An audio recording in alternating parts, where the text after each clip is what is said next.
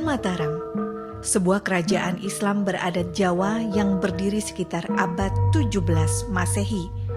Kerajaan ini bermula dari kadipaten di bawah Kesultanan Pajang dan memiliki kekuasaan di sekitar bumi Mentau. Kerajaan besar setelah runtuhnya Majapahit ini meninggalkan banyak budaya, baik berupa bangunan maupun adat istiadat berkultur Jawa yang adiluhung.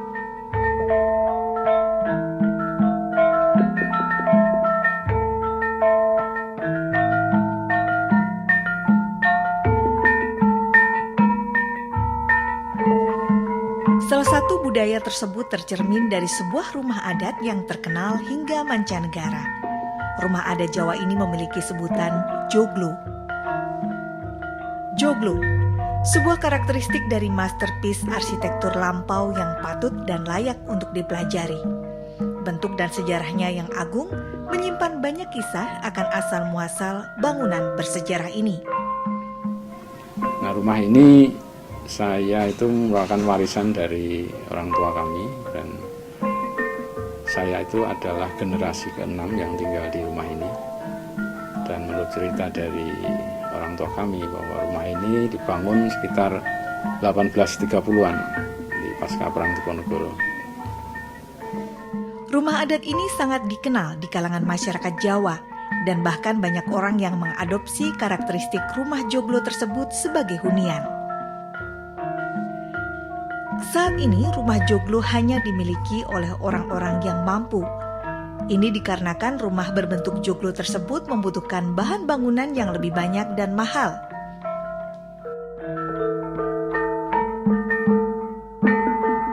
Dokumen tertua mengenai rumah-rumah Jawa itu kan kita lihat di relief-relief di Candi Borobudur dan Prambanan.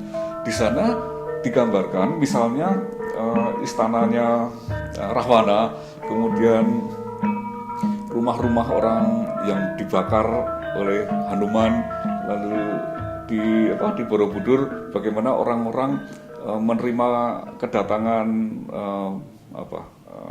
biku lalu memberi derma dan seterusnya. Itu rumah-rumahnya tuh mewakili rumah yang ada di Jawa pada masanya. Penemuan-penemuan di situs di Liangan juga memperlihatkan bahwa rumah Jawa dulunya yang mirip seperti yang ada di Borobudur. Yang seperti apa sebenarnya? Yang rumahnya panggung. Rumahnya panggung dengan atap miring yang kelak akan menjadi tempat belajarnya orang-orang. Dari tukang-tukang kita itu belajar dari orang sebelumnya, belajar dari kesuksesannya maupun kegagalannya. Ada tuntutan-tuntutan baru sehingga rumah yang semula panggung itu mendarat di lantai. Ada beberapa hipotesis yang mengatakan itu karena semakin banyaknya penduduk Jawa sehingga rumah itu harus menampung lebih banyak orang. Karena lebih banyak orang yang tertampung di dalam rumah, maka struktur yang lama tidak lagi kuat untuk mewadahinya sehingga lebih baik mendarat di lantai. Kalau di lantai maka untuk bisa mengamankan dari air, banjir, dan binatang itu tanahnya yang ditinggikan. Kita mengenal siti hinggil, gitu, siti yang dinaikkan begitu. Nah, ini bekas-bekas pengetahuan yang memperlihatkan bahwa tukang-tukang Jawa itu tidak jelek dapat pengetahuan dari wahyu entah dari mana, bukan, dari dia belajar dari sebelumnya lalu memperbaikinya. Dengan kata lain, tukang dan keterampilannya itu mengandalkan pada tradisi belajar yang terus-menerus tidak putus. Jika dilihat dari segi strukturnya, rumah adat ini tampak sederhana. Adapun kerangka yang membentuk rumah adat tersebut yaitu berupa soko guru. Soko guru ini selain berfungsi sebagai tiang penyangga pada bagian tengah bangunan, juga merupakan lambang hakikat dari 4 sifat manusia. Kalau joglo mungkin karena posisinya sentral ya di tengah gitu, sehingga dia harus menonjol, sehingga membutuhkan ketinggian ataupun ukuran bentang yang lebar. Nah di sini kemudian joglo dilihat misalnya tingginya berapa, ukuran kayunya berapa, lebar soko gurunya seperti berapa gitu. Yang ini kemudian dimaknai orang sebagai semacam hierarki gitu. Jadi kalau kayunya besar, tinggi dan lebar, karena itu memungkinkan untuk kemudian membuat emper yang semakin lebar, artinya memiliki kapasitas untuk dipakai untuk mewadahi orang banyak atau kegiatan yang besar. Nah, itu dianggap kemudian lebih punya makna seperti itu. Sebagian besar dari bahan pembentuk joglo adalah kayu, dan semakin tinggi status sosial pemiliknya, semakin mahal juga jenis kayunya. Adapun bagian-bagian joglo tersebut adalah sebagai berikut. Pendopo sebagai ruang penerima tamu, peringgitan sebagai ruang pertunjukan, dan omah dalem sebagai ruang keluarga. Di dalam omah dalem terdapat 3 kamar atau disebutnya sentong, yaitu sentong kiri, kanan, dan tengah. Omah dalem memiliki 2 ketinggian yang berbeda, di mana fungsinya adalah untuk menunjang proses sirkulasi udara. Jadi kalau fungsi masing-masing ruangan itu memang ada. Jadi walaupun untuk saat sekarang itu bisa berubah fungsi karena perkembangan zaman, tapi asal fungsinya untuk rumah Indo ini kalau kita sebut dengan dalem itu merupakan ruang utama yang biasanya untuk menerima tamu yang formal begitu. Tapi dalam rumah Indo itu ada 3 buah kamar yang namanya sentong, jadi sentong kiri, sentong tengah, sentong kanan. Gitu. Sentong kiri itu awal ininya memang untuk penyimpanan bahan makanan, kemudian yang tengah itu untuk peribadatan, yang kanan untuk penyimpanan pusaka. Untuk sekarang ini saya manfaatkan untuk 2 kamar yang sentong kiri kanan itu untuk tempat tidur juga, kemudian yang tengah untuk ibadah, untuk sholat. Karena fungsi dari rumah ini juga untuk menerima banyak tamu, maka selayaknya Anda membutuhkan lahan yang cukup luas untuk membangun sebuah rumah joglo. Terjadi prinsip hierarki dalam pola penataan ruangnya.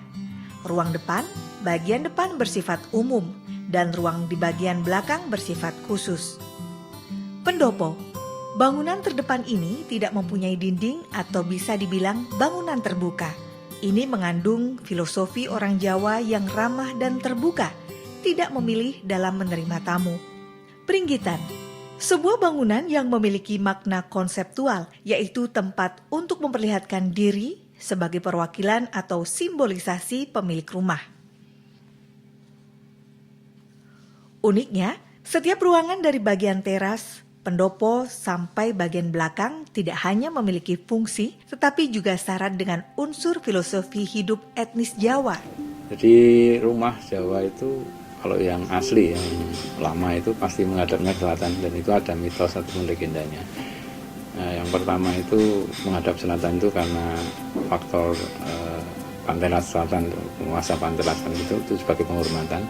Kemudian yang satunya itu tidak boleh menyamai keraton, karena kalau keraton itu mitos ininya kan ke Merapi gitu ya, arah ininya kan menghadapnya ke utara, sehingga rumah-rumah penduduk yang dari kalangan biasa itu menghadapnya ke selatan, seperti itu. Dengan kata lain, yang kita bicarakan, joglo ini sebenarnya suatu produk dari dialog yang harmonis antara manusia Jawa dengan alam di mana dia berada. Dalem atau ruang utama dari rumah joglo ini merupakan ruang pribadi pemilik rumah. Dalam ruang utama dalem ini ada beberapa bagian, yaitu ruang keluarga dan beberapa kamar. Di dalam dalem atau kerobongan disimpan harta pusaka yang bermakna gaib, serta dulunya sebagai lumbung padi hasil panen pertama. Nah, saya kira ini keunikan dari konstruksi tradisional ya. Sebetulnya mereka tidak berangkat dari fungsi, bukan seperti pemikiran-pemikiran modern yang berawal dari fungsi. Tapi konstruksi tradisional lebih menawarkan fleksibilitas ruang, keterbukaan dan nuansa sebetulnya. Nah, joglo sebagai structure itu sangat fleksibel, mau dipakai untuk kegiatan apapun bisa saja begitu. Jadi karena strukturnya yang sangat fleksibel dan terbuka, dan memiliki kualitas ruang yang menurut saya juga menarik dengan konstruksi bentuk misalnya emper yang pendek kemudian meninggi begitu. Kualitas ruangnya memiliki gradasi cahaya yang juga sangat kompleks ya. Misalnya di emper sini cahayanya banyak, lalu semakin ke tengah semakin temaram dan tengah itu temaram. Nah, kualitas ruang yang seperti ini dengan tawaran nuansa atau gradasi cahaya yang sedemikian ini, tentu itu merupakan struktur yang luar biasa dan fleksibel untuk kemudian diisi dengan kegiatan yang sesuai seperti itu.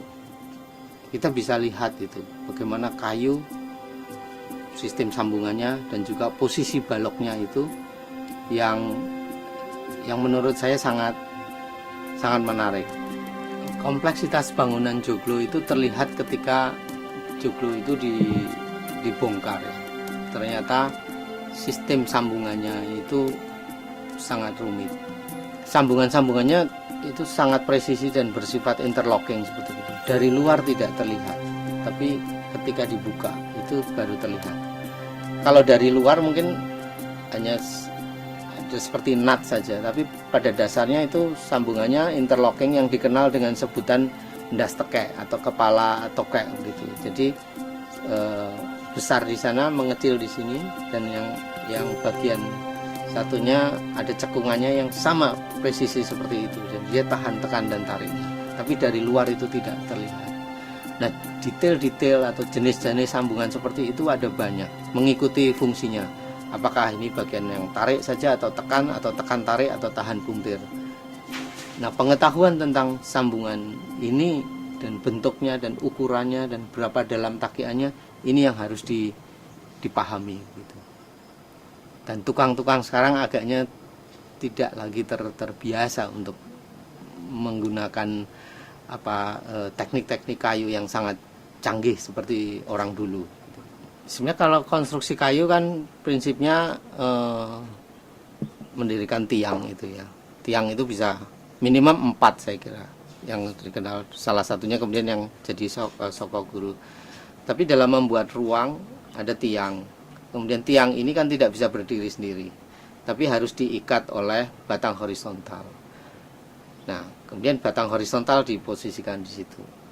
Tapi batang horizontal juga kemudian menjadi konstruksi rangka. Nah, ini kan yang harus tahan terhadap goncangan. Nah, cara membuat menahan goncangannya ada berbagai teknik. Misalnya membuat kayu ini ditumpuk-tumpuk, teknik tumpang sari, sehingga berat. Ketika konstruksi ini berat, dia juga lebih tahan terhadap goncangan. Atau kemudian diikat dengan batang lain, kadang pengeret atau sunduk gili begitu. Kadang 1 atau 2, bisa atau digapit atau diurus seperti itu. Pada dasarnya membuat kekakuan rangka ini lebih besar. Kemudian bisa dibuat lebih kaku lagi dengan misalnya membuat rangkaian tadi jurai dan juga dengan kolom tepinya. Yang unik lagi dengan konstruksi kayu berkait dengan gempa. Gempa ini kan lekat sekali dengan kehidupan kita. Bagaimana kayu itu bisa tahan terhadap goncangan, sehingga biasanya kolom-kolomnya itu didirikan di atas umpak. Jadi mereka tegak atau berdiri karena berat sendiri, dan ketika ada goncangan ya bisa bergeser seperti ini, seperti itu, bergeser di dalam, tapi tidak sampai jatuh gitu. Nah, teknik yang dipakai untuk mendirikan tiang-tiangnya itu tidak lurus gitu, tapi sedikit melebar ke samping seperti ini. Jadi kalau seperti posisi kuda-kuda pesilat seperti itu, jadi tidak kita berdirinya lurus tegak tapi sedikit melebar seperti ini. Nah, dengan membuat konstruksi itu melebar atau megagak seperti itu, ini membuat struktur keseluruhannya lebih stabil. Rumah joglo dulunya juga dapat menunjukkan status sosial, karena hanya segelintir orang dengan kemampuan ekonomi berlebih yang mampu memilikinya. Dahulu kala, Orang yang memiliki rumah joglo ini umumnya berasal dari kalangan keluarga bangsawan atau ningrat. Jadi yang membedakan itu kelengkapan, juga kualitas dari material bangunan itu. Jadi kalau di rumah bangsawan itu pasti di yang paling depan itu ada pintu gerbang, kemudian ada kayak semacam pos penjagaan gitu. Kemudian ada halaman yang luas itu, kemudian pendoponya juga ukurannya juga besar. Dan type-nya juga berbeda ini. Jadi joglo itu sebenarnya ada beberapa macam jenis. Nah, tergantung dari status sosial ekonominya tadi. Semakin tinggi status sosial ekonominya dia, otomatis joglonya juga akan berbeda. Tapi bentuk arsitekturnya sama. Yang membedakan itu tadi. Jadi ada yang misalnya ini kalau yang rumah saya itu jumlah ini sokonya itu ada 16, termasuk soko guru 4. Ya, kalau yang besar itu bisa 2 kali lipat 36, otomatis itu besar sekali joglonya. Nah itu biasanya dimiliki oleh mereka yang bangsawan. Kemudian di samping ukurannya yang berbeda itu ada kelengkapan lain. Di sana juga ada langgar kecil untuk tempat peridabatan, letaknya di sebelah kanan rumah. Kemudian yang di sebelah kiri itu ada istal sebagai tempat untuk kendaraan ataupun kereta. Jadi kalau yang masyarakat biasa, rakyat biasa itu ya cuman seperti ini. Jadi gandok ya cuman gandok biasa, karena memang tidak boleh orang itu walaupun mampu membeli kereta, tapi itu tidak boleh. Nah, cara yang paling mudah dijual, karena untuk merawat ataupun memperbaiki juga butuh biaya yang banyak, sehingga banyak sekali yang bangunan-bangunan seperti ini akhirnya dijual di luar. Nah, salah satu contoh itu yang paling itu. Sekarang banyak orang-orang dari luar Jogja, di Jakarta itu yang membeli rumah. Tapi menurut saya itu pun masih lumayan bagus ketika mereka itu mau merawat itu. Seperti proyek danan, itu mereka dibeli, dijual, kemudian oleh yang membeli diperbaiki sesuai dengan aslinya, kemudian dan itu masih terselamatkan walaupun memang pemiliknya bukan dari orang Kota Gede. Rumah joglo ini kebanyakan hanya dimiliki oleh mereka yang mampu. Hal ini disebabkan rumah bentuk joglo membutuhkan bahan bangunan yang lebih banyak dan mahal daripada rumah bentuk yang lain. Masyarakat Jawa pada masa lampau menganggap bahwa rumah joglo tidak boleh dimiliki oleh orang kebanyakan. Tetapi rumah joglo hanya diperkenankan untuk rumah kaum bangsawan, istana raja dan pangeran, serta orang yang terpandang atau dihormati oleh sesamanya saja. Dewasa ini rumah joglo digunakan oleh segenap lapisan masyarakat dan juga untuk berbagai fungsi lain, seperti gedung pertemuan dan kantor-kantor. Alih fungsi ini didasari atas kebutuhan warga dengan perkembangan teknologi sekarang ini.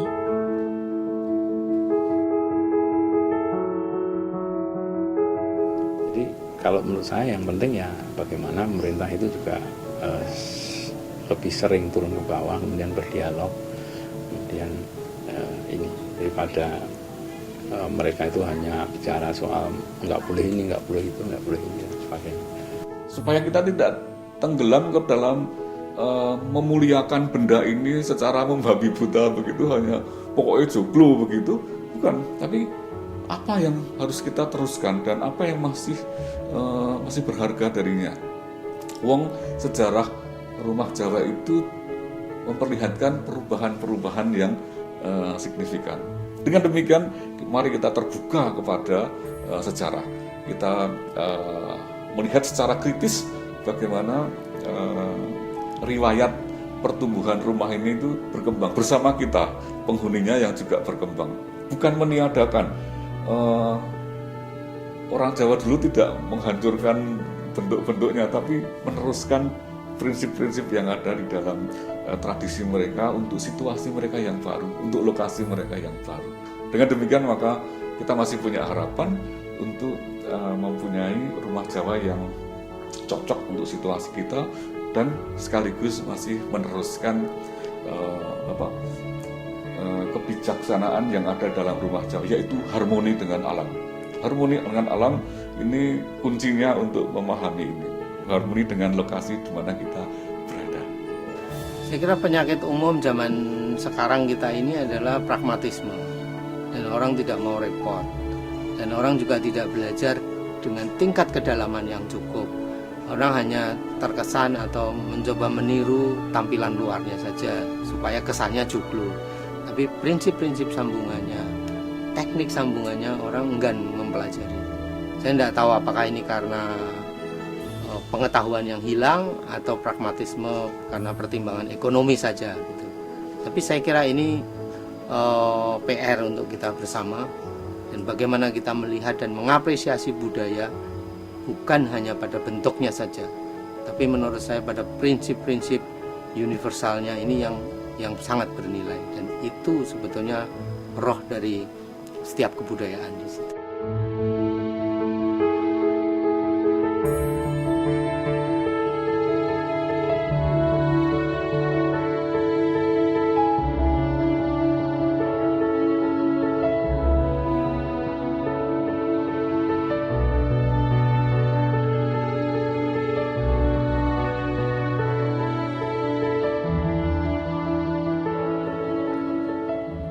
Sebagai warisan budaya bangsa ini, joglo menjadi sebuah berlian yang memiliki kearifan sejarah dan keluhuran adat Nusantara. Mari kita jaga dan kita lestarikan agar tak hanya menjadi dongeng untuk generasi penerus bangsa Indonesia.